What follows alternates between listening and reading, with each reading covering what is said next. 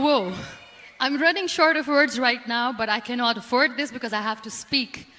Thank you so much for all the love, for all the warmth. Thank you for accepting me. Thank you very much.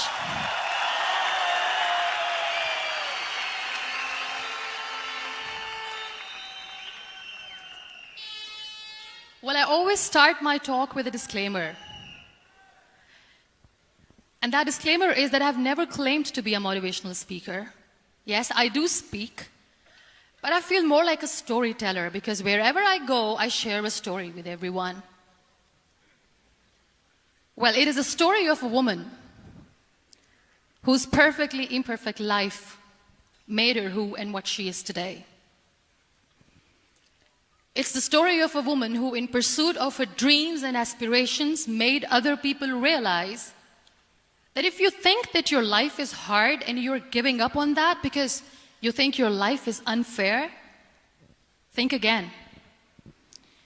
Because when you think that way, you are being unfair to your own self.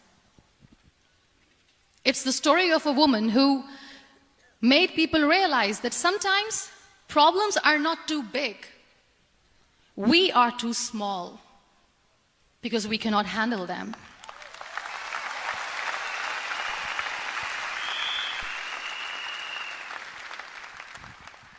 It is the story of a woman who with time realized that real happiness doesn't lie in success, money, fame.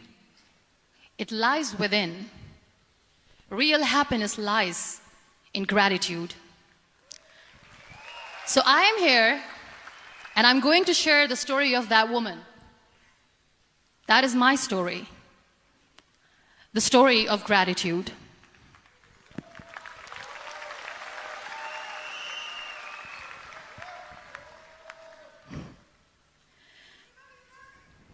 I love you too. I love you all.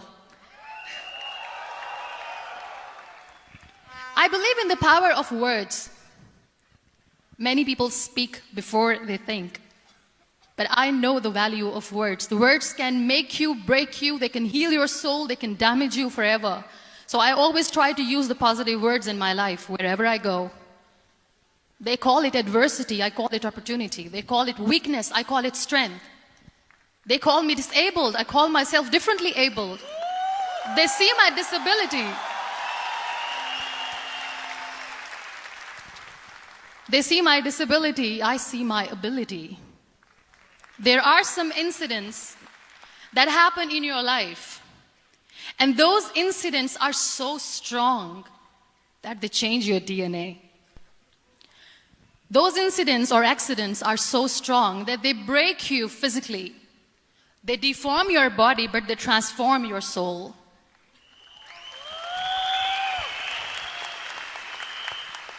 Those incidents break you, deform you, but they mold you into the best version of you. And the same thing happened to me. And I'm going to share what exactly happened to me. I was 18 years old when I got married. And this thing I'm sharing for the very first time on an international level. I was 18 years old when I got married. I belonged to a very conservative family, a Baloch family, where good daughters never say no to their parents. My father wanted me to get married. And all I said was, if that makes you happy, I'll say yes. And of course, it was never a happy marriage. Just about after 2 years of getting married, about 9 years ago, I met a car accident. Somehow my husband fell asleep and the car fell in the ditch. He managed to jump out, saved himself. I'm happy for him. But I stayed inside the car and I sustained a lot of injuries. The list is a bit long. Don't get scared. I'm perfectly fine now. Radius ulna of my right arm were fractured. The wrist was fractured. Shoulder bone and collarbone were fractured. My whole rib cage got fractured. And because of the rib cage injury, lungs and liver were badly injured. I couldn't breathe. I lost urinary bowel control. That's why I have to wear the bag wherever I go. But that injury that changed me and my life completely as a person and my perception towards living my life was the spine injury. 3 vertebrae of my backbone were completely crushed, and I got paralyzed for the rest of my life. So this accident took place in a far-flung area in the outskirts of a very small province, Balochistan, where there was no first aid, no hospital, no ambulance. I was in the middle of nowhere in that toppled car. Many people came to rescue. They gave me CPR. They dragged me out of the car. And while they were dragging me out, I got the complete transection of my spinal cord. And now there was this debate going on. Should we keep it here? She's going to die. Where should we go? There is no ambulance. There was this 4-wheeler Jeep standing in the corner of the street. They said, put her in the back of the Jeep and take her to the hospital, which is 3 hours away from this place. And I still remember that bumpy ride. I was all broken. They threw me at the back of the Jeep and they rushed me to the hospital. That is where I realized that my half body was fractured and half was paralyzed. I finally ended up in a hospital where I stayed for 2.5 months. I underwent multiple surgeries. Doctors have put a lot of titanium in my arm. There's a lot of titanium at my back to fix my back. That's why people in Pakistan call me the Iron Lady of Pakistan.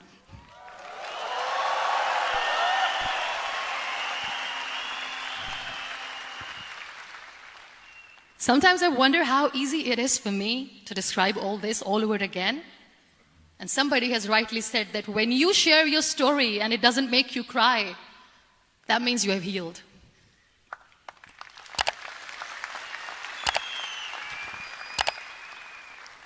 Those 2.5 months in the hospital were dreadful. I will not make up stories just to inspire you. I was at the verge of despair. One day, doctor came to me and he said, well, I heard that you wanted to be an artist, but you ended up being a housewife. I have a bad news for you. You won't be able to paint again because your wrist and your arm are so deformed, you won't be able to hold a pen again. And I stayed quiet. Next day, doctor came to me and said, your spine injury is so bad, you won't be able to walk again. I took a deep breath and I said, it's all right. The next day, doctor came to me and said, because of your spine injury and the fixation that you have in your back, you won't be able to give birth to a child again. That day, I was devastated. I still remember, I asked my mother, why me? And that is where I started to question my existence. Why am I even alive? What's the point of living? I cannot walk, I cannot paint, fine, I cannot be a mother. And we have this thing in our heads, being women, that we are incomplete without having children. I am going to be an incomplete woman for the rest of my life. What's the point? People are scared. They think I will get divorced. What is going to happen to me? Why me? Why am I alive? We all try to chase this tunnel. We all do this because we see light in the end of the tunnel, which keeps us going. My dear friends, in my situation, there was a tunnel that I had to roll on, but there was no light. And that is where I realized that the words have the power to heal the soul. My mother said to me, this too shall pass. God has a greater plan for you. I don't know what it is, but He surely has.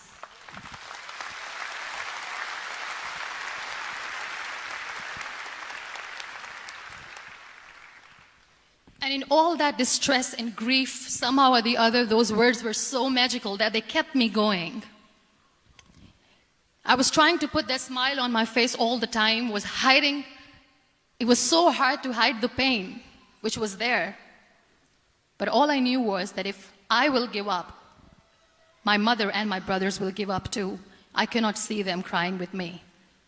So what kept me going was, one day I asked my brothers, I know I have a deformed hand, but I'm tired of looking at these white walls in the hospital and wearing these white scrubs.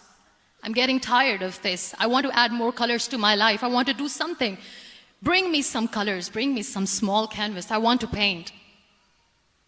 So the very first painting I made was on my deathbed, where I painted for the very first time. It was not just an art piece or just my passion. It was my therapy. What an amazing therapy it was. Without uttering a single word, I could paint my heart out. I could share my story. People used to come and say, what lovely painting. So much color. Nobody could see the grief in it. Only I could. So that's how I spent 2.5 months in my hospital, crying, never complaining or whining, but painting. And then I was discharged, and I went back home. And I went back home, and I realized that I have developed a lot of pressure ulcers on my back and on my hip bone. I was unable to sit. There were a lot of infections in my body, a lot of allergies. So doctors wanted me to lie down on the bed straight for not 6 months, for not 1 year, for 2 years. I was bedridden, confined in that one room, looking outside the window, listening to the birds chirping, and thinking maybe there will be a time when we'll be going out with the family and enjoying the nature. That was the time where I realized how lucky people are, but they don't realize. That is the time where I realized that the day I'm going to sit, I'm going to share this pain with everyone to make them realize how blessed they are, and they don't even consider them lucky. There are always turning points in your life. There was a rebirth day that I celebrated. After 2 years and 2.5 months, when I was able to sit on a wheelchair, that was the day when I had the rebirth. I was a completely different person. I still remember the day I sat on the wheelchair for the first time, knowing that I'm never going to leave this, knowing that I won't be able to walk for the rest of my life. I saw myself in the mirror and I talked to myself. And I still remember what I said. I cannot wait for a miracle to come and make me walk. I cannot sit in the corner of the room crying, cribbing, and begging for mercy because nobody has time. So I have to accept myself the way I am. The sooner, the better. So I applied the lip color for the first time.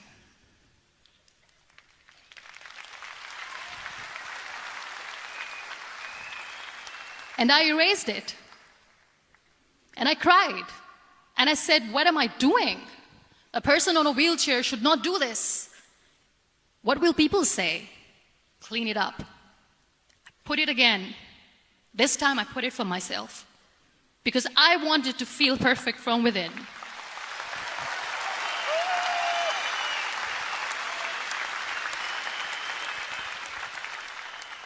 And that day I decided that I'm going to live life for myself. I am not going to be that perfect person for someone. I am just going to take this moment and I will make it perfect for myself.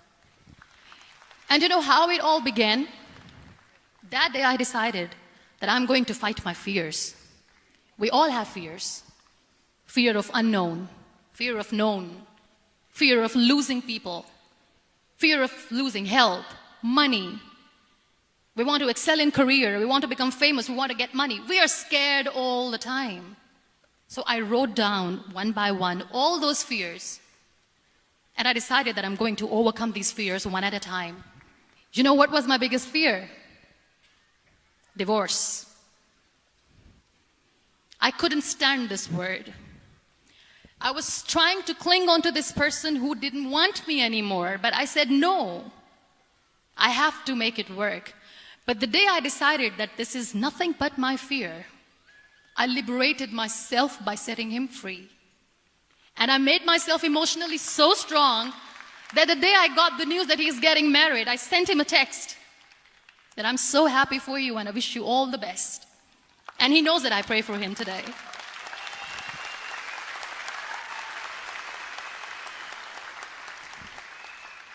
My biggest fear, number 2, was I won't be able to be a mother again. And that was quite devastating for me. But then I realized there are so many children in the world, all they want is acceptance. So there is no point of crying, just go and adopt one. And that's what I did.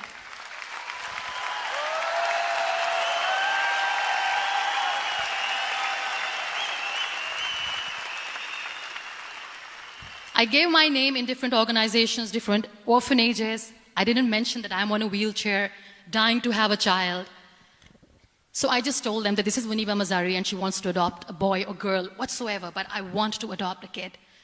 And I waited patiently. 2 years later, I got this call from a very small city in Pakistan. I got a call and they said, "Are you Muniba Mazari?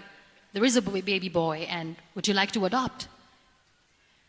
And when I say yes, I could literally feel the labor pain. I said, yes, I am going to adopt him. I am coming to take him home.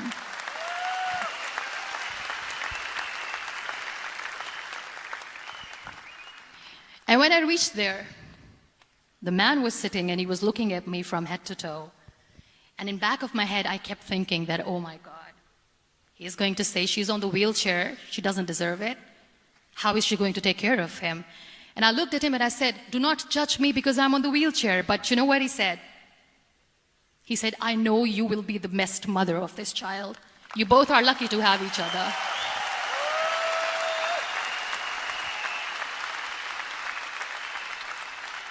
And that day, Niall was 2 days old, and today he's 6.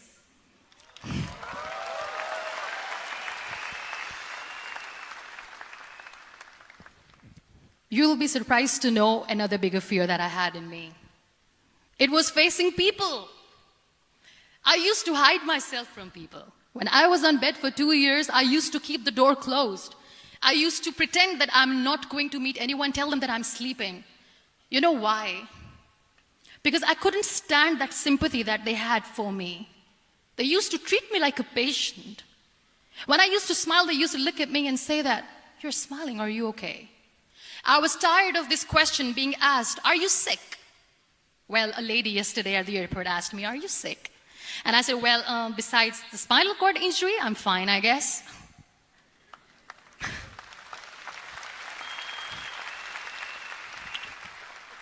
But those are really cute questions. They never used to feel cute when I was on the bed. So I used to hide myself from people, knowing that, oh my God, I'm not going to see that sympathy in their eyes. It's all right. And today I'm here speaking to all these amazing people because I have overcome the fear.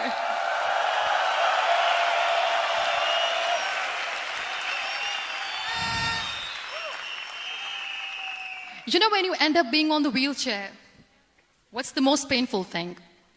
That's another fear that people on the wheelchair or the people who are differently abled have in their hearts, but they never share. I'll share that with you. The lack of acceptance. People think that they will not be accepted by the people because we, in the world of perfect people, are imperfects. So I decided that instead of starting an NGO for disability awareness, which I know will not help anyone, I started to appear more in public.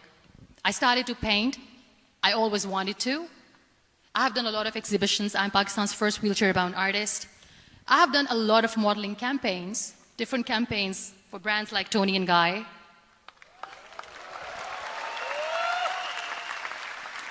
I have done some really funny, breaking the barriers kind of modeling.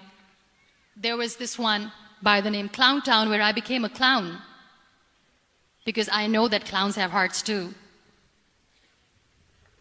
And then I also decided that if I really want to make the difference, I am not going to let people use me for their polio campaigns where they will make you a victim and an emblem of misery and mercy and will say that, you know what, give polio drops to your children or they'll become like this girl. I decided that I'm going to join the national TV of Pakistan as an anchor person. And I've been doing a lot of shows for the last 3 years.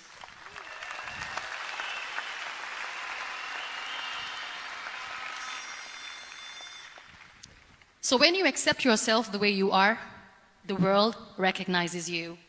It all starts from within. Thank you. I became the National Goodwill Ambassador for UN Women Pakistan, and now I speak for the rights of women, children. We talk about inclusion, diversity, gender equality, which is a must. I was featured in BBC 100 Women for 2015. I'm one of the Forbes 30 under 30 for 2016.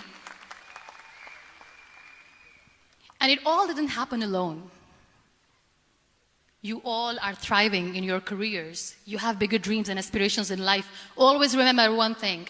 On the road to success, there is always we, not me. Do not think that you alone can achieve things. No. There is always another person who is standing behind you, maybe not coming on the forefront, but behind you, praying for you and supporting you. Never lose that person. Never.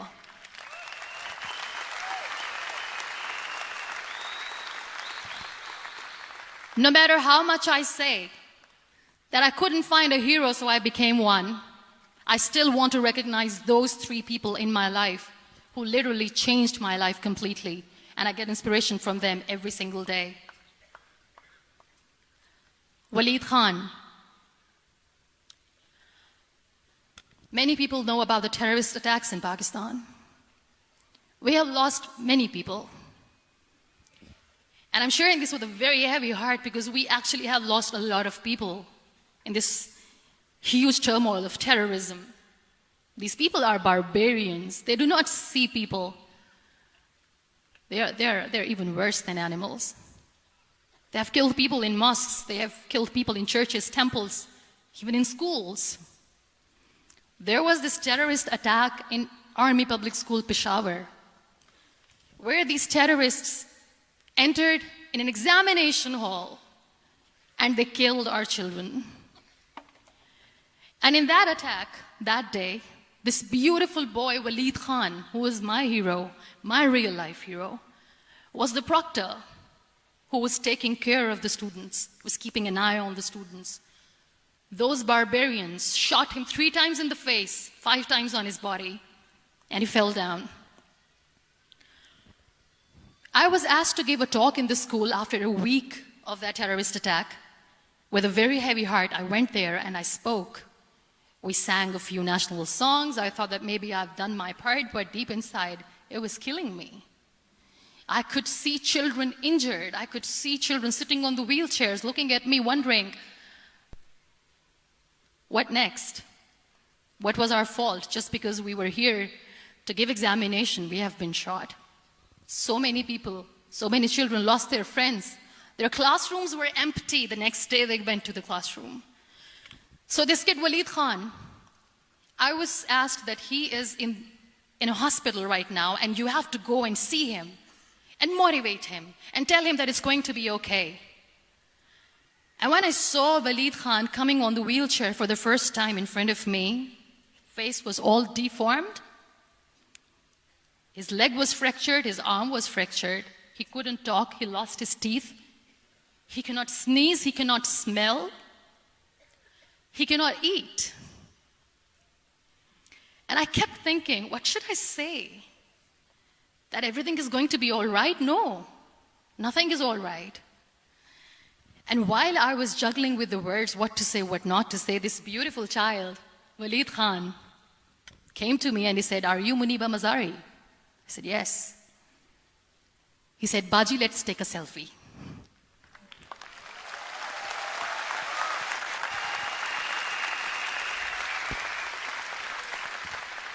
And with that beautiful, toothless smile of Waleed Khan, we took that beautiful selfie that I still have with me. I don't share that here because he was in a very bad shape that time. And that is where I realized that when I was thinking too much about his deformities, he's happy with himself. He doesn't even care. Because today he goes in the same school, and when somebody asks him that what happened to your face, why so many scars, you know what he says? "These scars are my medals and I wear them with pride."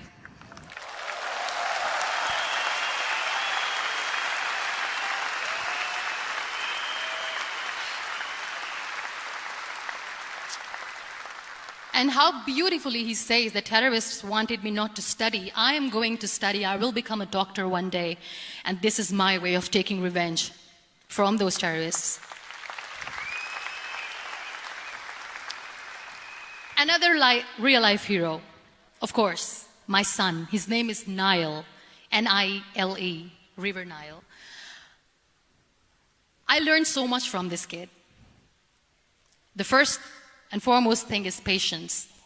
How to be patient when you know that your mother cannot walk, when you know that your mother is different from the other women, when you know that your mother cannot go out and play with you, how to stay calm. He loves football. And when we got the very first football, he was 4 years old. He was super excited. I still remember he came in the room and he said, "Mom, let's play football." And he kept the ball in my feet. And he said, "Let's kick it." And that day I felt disabled. I said, "I cannot kick the ball." And I was down with the same face.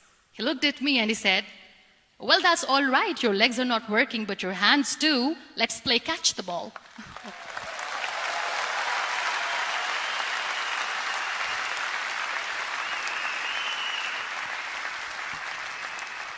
You know what? That day he made me realize that when you think your glass is half empty, come on, your glass is half full. It's all in here and here. Last but not least, the woman who made me realize that heroes have no gender. The woman who believed in me even when I was completely at the verge of despair, where everybody left, she was there.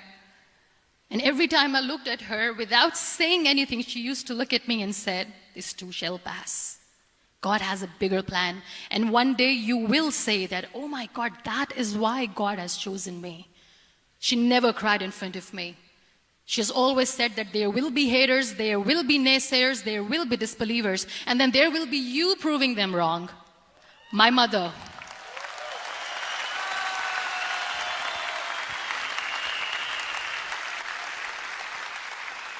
Whatever I am today, I'm nothing without her.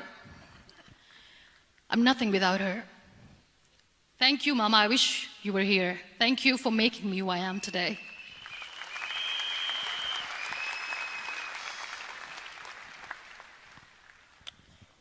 You know what? We human beings have a problem. Out of many problems, there is one more, and this is self-created one. We always expect ease from life. We have this amazing fantasy about life. This is how things should work. This is my plan. It should go as per my plan. If that doesn't happen, we give up. So my dear friends, let me tell you one thing. I never wanted to be on the wheelchair. Never thought of being on the wheelchair. I was always aspiring to do bigger things, but had no idea that for that I have to pay the price to be where I am today. It's a very heavy price. This life is a test and a trial, and tests or trials are never supposed to be easy. So when you are expecting ease from life, and life gives you lemons, then you make the lemonade, and then do not blame life for that, because you were expecting ease from a trial. Trials make you a stronger, better person. Life is a trial, and with time you realize that.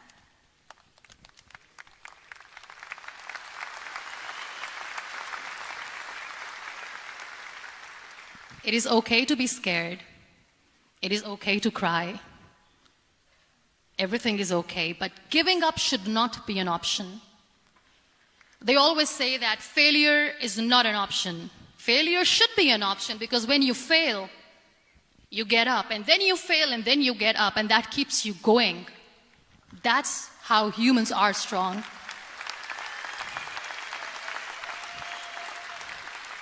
Failure is an option, should be an option, but giving up is not. Never. We have this thing in minds. We call it perfection. We want everything perfect. We want ourselves to be perfect. There is this image in our head about everything. Perfect life, perfect relationships, perfect career, perfect amount of money that we need to earn no matter what. Nothing is perfect in this world. We all are perfectly imperfect, and that is perfectly all right. That's all right. We were sent here not to become the perfect people. Those people who tell you how to look perfect, even those people are imperfect. Trying to fight this fear of looking imperfect. I used to be perfect. I still remember. I got this compliment years ago when I used to walk. Oh my God, look at you. You're fair, you're tall, you're perfect. Look at me now. You're still perfect. Only the perfect eyes can see that. Only the perfect eyes will see that. Only the perfect eyes will see that. So yes, in all those imperfections, you have to listen to your heart. You don't have to look good for people. You don't have to be perfect just because other people want you to be perfect. If your soul is perfect from within, that's all right. This is all what you want. This is all what you need to be. Our society has made very weird kind of norms to look perfect and great.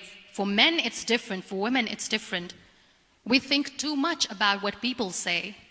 We listen to ourselves too little. You know what makes you perfect? When you make someone smile. You know what makes you perfect? When you try to do something good for the people around you. You know what makes you perfect? When you feel someone's pain. And how beautiful pain is that it connects you with people. No other medium can connect you with others but pain. That's why I always say that I'm in pain, and that's a blessing in disguise for me. Today,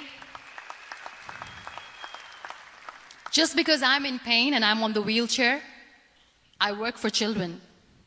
Being the head of CSR for a company, we conduct medical camps in far-flung areas of Pakistan where so many kids die because they don't have medical facilities. And I personally believe just because they cannot afford to live doesn't mean we'll let them die. So we give them money, we give them medical treatment, we try to heal their wounds, physical and emotional. And I also work for the beautiful people, we call them third gender, the transgender community of Pakistan. You know what connects me with them? All my imperfections. When I go and I hug them, they never judge me. And this very good friend of mine, her name is Bijli. Bijli means electricity. She calls herself electricity. And I said, are you electricity? She says, no, I'm lightning. I'm as strong as lightning. Because we have very bad power outage, so she doesn't want me to call her electricity. So she says, I am very strong. I'm thunder, I'm lightning. She came to me, and the first time I hugged her, she said, you are just like me.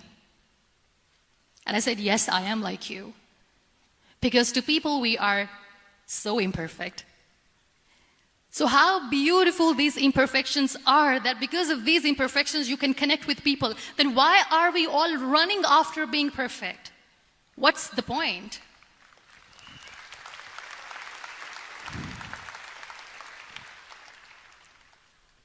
Every time I go in public, I always smile. There's always a big toothy smile on my face, and people ask me, don't you get tired of smiling all the time?